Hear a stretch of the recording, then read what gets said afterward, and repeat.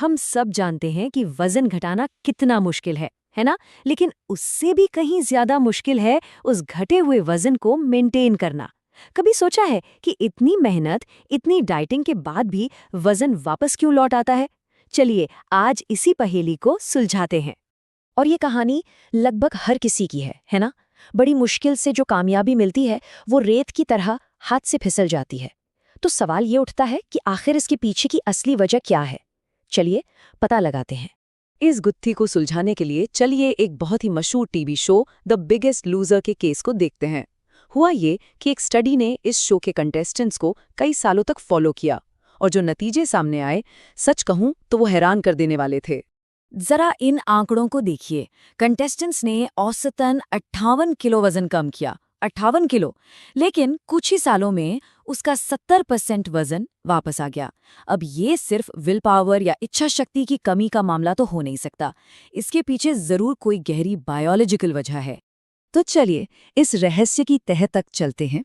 हमारा पहला सुराग हमारे अपने शरीर के अंदर ही छुपा है और ये जुड़ा है हमारे मेटाबॉलिज्म से, मतलब वो स्पीड जिस पर हमारा शरीर एनर्जी या कैलोरी बर्न करता है। साइंटिफिक भाषा में इसे कहते हैं मेटाबॉलिक एडेप्टेशन या मेटाबॉलिक अनुकूलन। अब कई लोग इसे मेटाबॉलिक डैमेज समझ लेते हैं, लेकिन नहीं, ये कोई डैमेज या खराबी नहीं है। सच तो ये है कि ये हमारे शरीर का एक बहुत पुराना सर्वाइवल मैकेनिज्म है। जब शरीर को लगता है कि एनर्जी कम हो रही है तो वो उसे बचाने की कोशिश करने लगता है। अब जरा इस नंबर पर गौर करिए।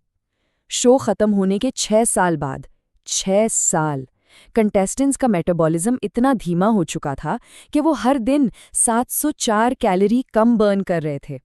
जरा सोचिए, ये तो लगभग एक वक्त का पूरा खाना छोड़ देने के बराबर है। और सबसे चौंकाने वाली बात जानते हैं क्या है? ये कोई टेम्पररी बदलाव नहीं था। 6 साल बाद वजन वापस बढ़ने के बावजूद उनका मेटाबॉलिज्म धीमा का धीमा ही रहा। बल्कि सच तो ये है कि कुछ मामलों में ये पहले से भी ज्यादा स्लो हो गया था। ठीक है, तो मेटाबॉलिज्म तो एक हिस्सा हुआ। अब चलते हैं अपने दूसरे सुराग की तरफ, और ये हमें ले जाता है हमारे हार्मोन्स की दुनिया में, जहां हमारे शरीर के अंदर एक असली खींचतान, एक टग ऑफ वॉर चल रही होती है। ये बिल्कुल एक रस्साकशी के खेल जैसा है। सोचिए, एक तरफ से कोशिश हो रही है वजन को कम रखने की, और दूसरी तरफ से हमारा शरीर अपने पावरफुल हार्मोन्स का इस्तेमाल करके हमें वापस उसी पुराने वजन की तरफ खींच रहा है। ये एक असली बायोलॉजिकल लड़ाई है। तो असल में होता क्या है, जैसे ही वजन कम होता है, भूख बढ़ाने वाले हार्मोन जैसे कि ग्रेलिन आसमान छूने लगते हैं, और पेट भरा होने का सिग्नल लेने वाले हार्मोन जैसे लेप्टिन एकदम से कम हो जाते हैं। इसका मतलब भूख ज्यादा लगेगी और पेट भरने का एहसास कम होगा। ये तो एक डबल अटैक जैसा हुआ है ना। मेटाबॉलिज्म हो गया, हार्मोन्स हो गए। अब बारी है हमारे तीसरे और सबसे दिलचस्प सुराख की, और ये जुड़ा है हमारे पेट में रहने वाले खरबों नन्हे मेहमानों से, जिन्हें हम गट माइक्रोबायोम कहते हैं। ये बात सीधे रिसर्च से सामने आई है कि वजन घटने के बाद भले ही शरीर के ज्यादातर पैरामीटर्स नॉर्मल हो जाएं, पेट के बैक्टीरिया अपनी पुरानी मोटापे वाली हालत को भूलते नहीं हैं। एक तरह से उनकी एक याददाश्त होती है। इसे ऐसे समझते हैं, बिल्कुल आसान भाषा में।